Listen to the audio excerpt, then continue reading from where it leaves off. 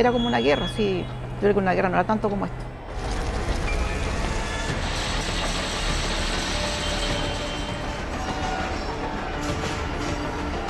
Que no tuvieron piedad con nada, o sea, lo que no pudieron llevar lo rompieron.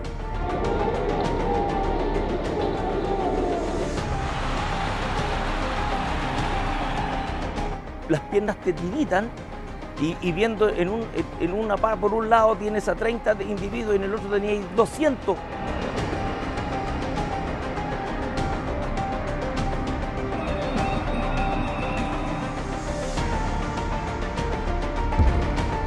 Estamos absolutamente superados, tengo carabineros lesionados para cagar.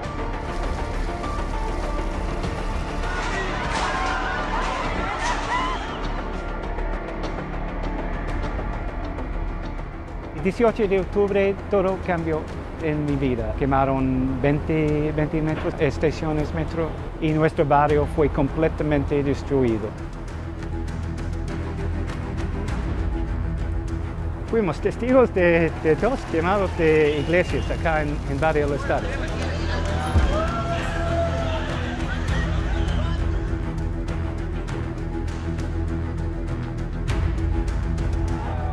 El llamado estallido social, el cual comenzó el 18 de octubre del 2019, desencadenó una violencia brutal dejando miles de heridos, muchos de ellos carabineros. Se destruyeron lugares emblemáticos en muchas ciudades y miles de comerciantes de Arica a Punta Arenas perdieron sus locales que fueron saqueados y destruidos.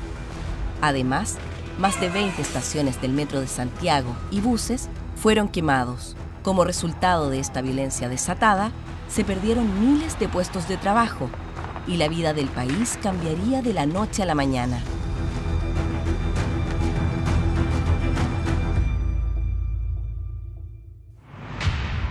La historia nos enseña que los estallidos son puntos de ebullición que impulsan reacciones en cadena difíciles de controlar. Todos fuimos testigos del vandalismo, la destrucción, los saqueos y de cómo se comenzó a normalizar la violencia irracional, las agresiones y la impunidad. Al mismo tiempo, por una parte, multitudinarias marchas pacíficas daban espacio para lograr una salida democrática a la crisis y por otra, la polarización política generaba un quiebre social de insospechadas consecuencias. Todos estábamos de acuerdo en que se necesitaban mejores pensiones, mejor educación, mejor salud, más seguridad. Yo apoyé todas estas demandas sociales, las apoyé, pero cuando ya nos empezaron a destruir nuestros negocios, que éramos pequeños comerciantes, yo creo que se perdió el foco. El país se vería seriamente perjudicado por la actitud de la extrema izquierda, que vio una oportunidad para provocar un clima de inestabilidad institucional. Este caos sería funcional para los colores políticos más radicales, que históricamente han validado la violencia como un método de presión a la autoridad vigente y democráticamente elegida. Lamentablemente, eso es lo que ocurrió en Chile, y los sacrificados fueron cientos de miles de familias y de trabajadores que sufrieron de manera directa y cruel los efectos y perjuicios de la violencia callejera. Incluso, hubo políticos que salieron a la calle a increpar a los carabineros y las Fuerzas Armadas que tenían el mandato legal de resguardar la seguridad de la población. Esa actitud solo provocaba alterar más el ánimo cívico y disminuir el respeto ciudadano hacia las fuerzas de orden. La violencia que fue brutal en Santiago se repetía de igual forma de norte a sur. En muchos puntos los ataques eran coordinados, desplegándose una violencia inusitada con fines específicos, como fue la destrucción del metro, iglesias, locales comerciales, edificios patrimoniales y monumentos históricos. Atacaban distintos puntos y dividían a las fuerzas de carabineros. Por lo tanto, llegaban o no tenían gente o llegaban muy debilitados a controlar hordas de 300, 400 individuos. Entonces era muy, muy difícil. Los saqueos para mí fueron organizados, para mí.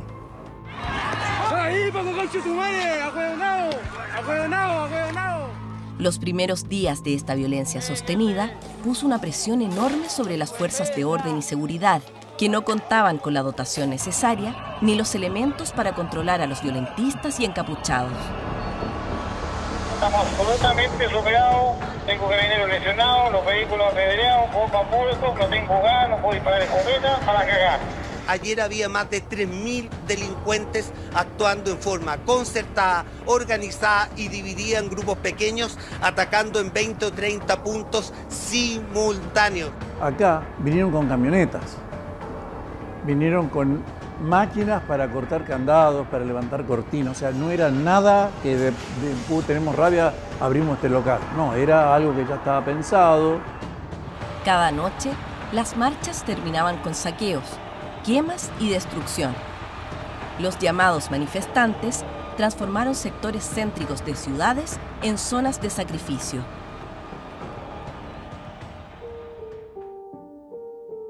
La bella Plaza Baquedano, los parques Forestal y Bustamante y el barrio Lastarria, espacios emblemáticos del centro de Santiago, dejaron de ser lugares tranquilos para miles de vecinos, la cultura y el esparcimiento.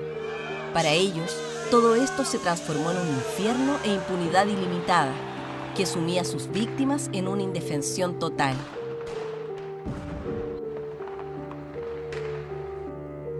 Las legítimas demandas por mayor justicia social fueron mal acompañadas por esta violencia que se instaló en la conciencia nacional. Y más grave aún, muchos actores políticos la validaron, ya fuese por sus declaraciones explícitas o con su silencio al no condenar el vandalismo ni tampoco defender a las víctimas. Valparaíso, patrimonio de la humanidad, una de las ciudades más reconocidas de Chile en el mundo, fue una de las más afectadas por los violentistas. Los locales comerciales de la calle Condel, el epicentro del vandalismo, fueron saqueados y años de esfuerzo fueron destruidos en segundos. Han pasado 2 años y todavía muchos locales siguen cerrados. Calle Condel, a partir del 19 de octubre del 2019, fue convertida en la zona cero del país, como ya prácticamente todo Chile lo sabe. Fue destruida, fue arrasada por hordas de delincuentes que vinieron nada más que aprovecharse del descontento social que existía. Pero esto parecía una bomba, no sé. Estuvimos todos los días hasta las 4 o 5 de la mañana cuidando los locales. Que vengan unos imbéciles y que en unas pocas horas destruyan todo tu trabajo, todo tu esfuerzo y te dejen a brazos cruzados, no podemos permitirlo. Querés defender lo poco que tienes, igual te esfuerzas por tenerlo, igual te esfuerzas por cuidarlo, porque es tuyo, tú te lo ganaste. Entonces también es muy feo que te lo vengan a quitar, a destruir, personas ajenas.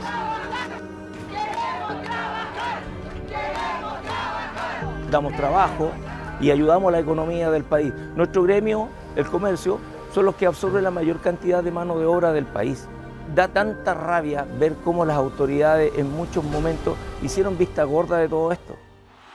En este clima de violencia y destrucción, los que se sentían más fuertes siguieron un manual al pie de la letra, promoviendo y repitiendo mentiras en diferentes frentes. Había que usar conceptos simples y únicos apuntando a un enemigo.